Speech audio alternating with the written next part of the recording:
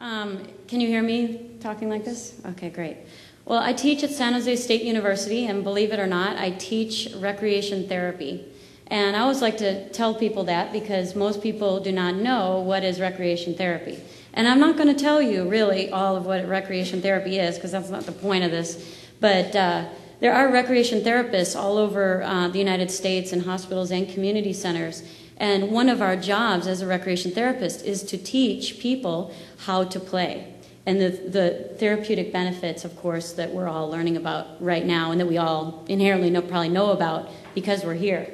But beyond that, my favorite realm these days is travel and vacation that involves travel. Because I find that when I travel, I have the maximum possibility to really open myself to deep change. So for instance, how many people here, raise your hand if you've had a transformative travel experience, a travel that has been life-changing for you? Okay, just hold your hand up. Let's look around the room a little bit. How many people in the room have had travel that has deeply changed their life? Okay, and so fabulous. So at well over 50% of the people.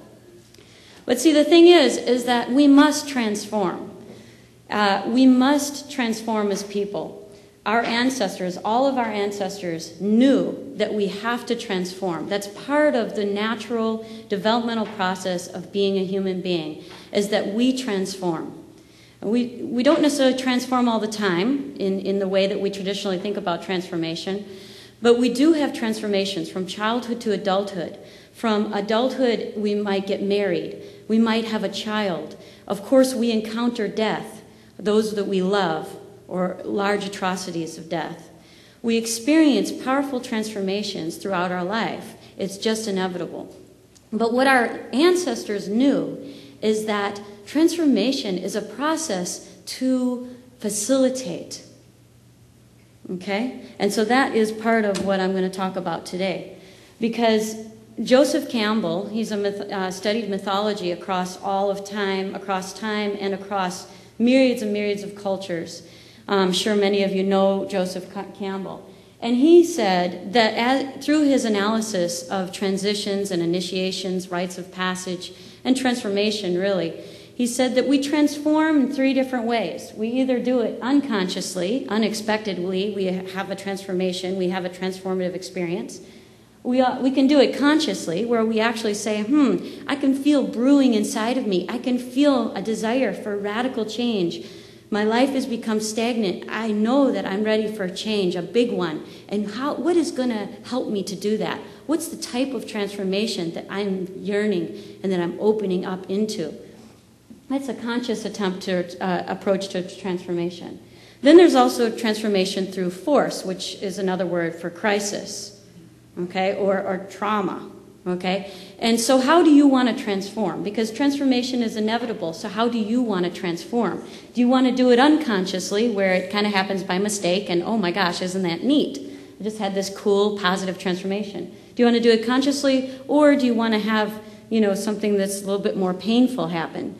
Well, these women that you see here are my students, and as a picture of young people, 22, 23, 24-year-olds, and every single one of them have chosen to transform consciously. That's a picture of them in the middle of the rainforest in Costa Rica, and they're about ready to rappel down a waterfall, and we're staying in a shaman's house. I won't tell you the rest of the story, but the whole process was going on travel to purposely and consciously say, I want to change. I want to change deeply. And one of the best ways for me to change most radically was to go on a travel experience that is created in a certain way. Travel mirrors the transformative process. When we look to our ancient ancestors, way back, all of our ancestors knew how to transform consciously and with love and with a holding and a transformation that was deep and wide that produced wise ones. How many wise ones do we have in our society? Well, I wonder if we're a little bit deficit in our wise ones. Why? I think it's because we're missing our rites of passage, our transformation processes that are actually functioning. I think we've forgotten how to transform. We don't know the process of transformation, I don't think. Very many of us don't. So travel mirrors the ancient process. What is the ancient process? Anthropologist Van Gennep taught us what is that by studying the ancient ones across culture, across many, many cultures. His life's work taught us that the process it requires us to separate. Transformation requires separation. We must separate in some way, psychically or physically. We must separate. And then there's a time of the liminal, which is the mystery time. The mystery time is a time when the transformation occurs. It is the time when we are neither here nor there. We're in between. That's why transformation travel is so powerful, because we literally separate. We move away, which is a critical piece to transformation. During the liminal time, it allows us to be open, more permeable. We are definitely engaging in novelty, and where our defenses can be more down, so that we can actually engage in the mystery of the universe, engage in the mystery of who we are, engage in the mystery of the people around us. And then there's the return back to daily life, the return back to our families. The return is a critical piece, because we can want to stay in the liminal.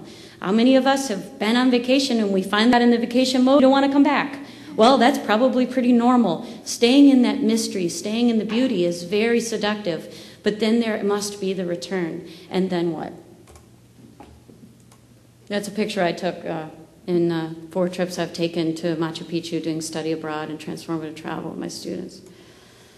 So based on my research, I did pretty extensive research across 9 different disciplines of literature, and as well as my own research on the transformative traveler. And really what I'm looking at now is about 7 different types of transformative traveler. You could see there at the top, it's a little bit more religious or spiritual oriented transformative travel. The traveler is seeking something that's overtly engaging the mystery and the mystical, the sacred.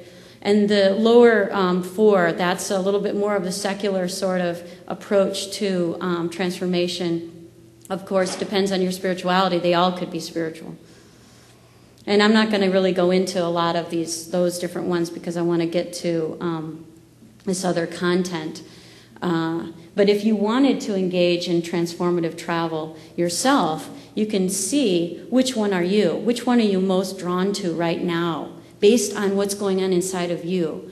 What's brewing inside of you? Do you need to go to a sacred place? Do you need to go there? Then you're going to engage as a pilgrim and allow the place to change you. The initiate, maybe you go through an ancient initiation. Even as a European, a Western European, there are so many ancient wisdom keepers now that are open to Westerners engaging in the ancient knowledge. The time has come, a lot of the ancient wisdom keepers are saying, where it's okay if I'm an Anglo-Westerner to engage and learn, because it's time for the knowledge to be shared. That's what they're telling me, my teachers. So maybe you become an initiate and go through an ancient initiation process.